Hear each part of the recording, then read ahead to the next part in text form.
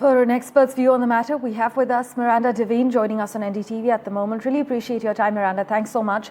Musk has now backed off from his attacks following the phone calls, deleting his most critical social media posts about the president. But would you say that Musk has restored his position as Trump's first buddy, or does that seem like a distant dream at this point?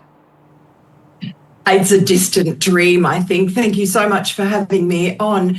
I don't think that their relationship can really be quite what it was before. Donald Trump gave Elon Musk an enormous amount of time and respect. And Elon Musk, of course, was very supportive of the president and really camped out in Philadelphia throughout the campaign, poured billions of dollars or hundreds of millions of dollars anyway into Trump's campaign and did help him win, although I think he's taking credit for Donald Trump's win went against the grain and certainly wasn't seen by Trump or his office, his chief of staff, etc., as being truthful or helpful. But I think it's been described to me as it's like in a marriage. You know, you have a couple, they have said things, they had a big fight, they said things that they shouldn't have said that they can't take back.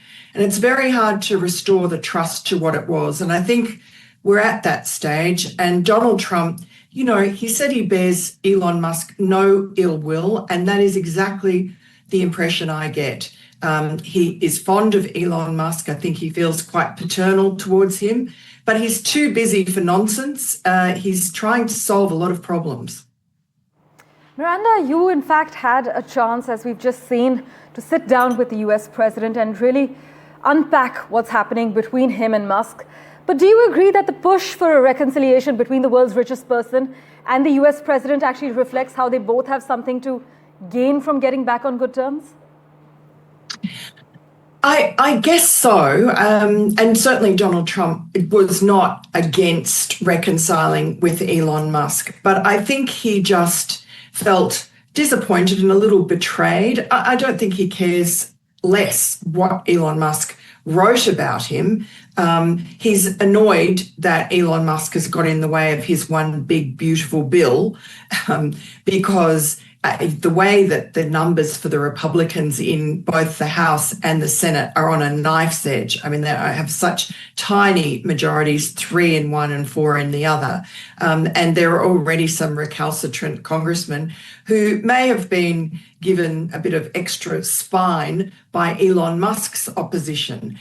And I think the feeling I get from Donald Trump is that really Elon isn't upset so much about the bill. He's sort of seized on that and talked about debt and deficit, but he knows full well that Donald Trump made promises in his campaign that he intends to keep, and that this bill was never about cutting the debt or the deficit. That's for future bills, another phase, as Donald Trump just said. But I think the feeling in the White House is that Elon just got upset because he just got offside with some of the other cabinet members, powerful ones like Treasury Secretary Scott Bessent, for instance, Secretary of State Marco Rubio. He was a bit like a bull in a china shop. He's used to doing things his way, being the boss in private industry, and government bureaucracies run very differently. And you can't just come in willy-nilly and send emails to employees and get them to tell you what they've done that's useful that week.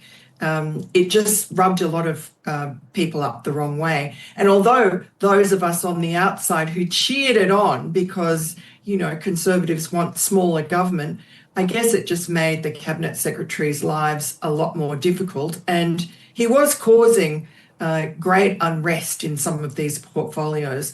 So I think the pushback. He was only there for 130 days. There was sweeping measures that we noticed. But Miranda, we really appreciate your time. Thank you so much for joining us on NDTV, and we look forward to staying in touch with you.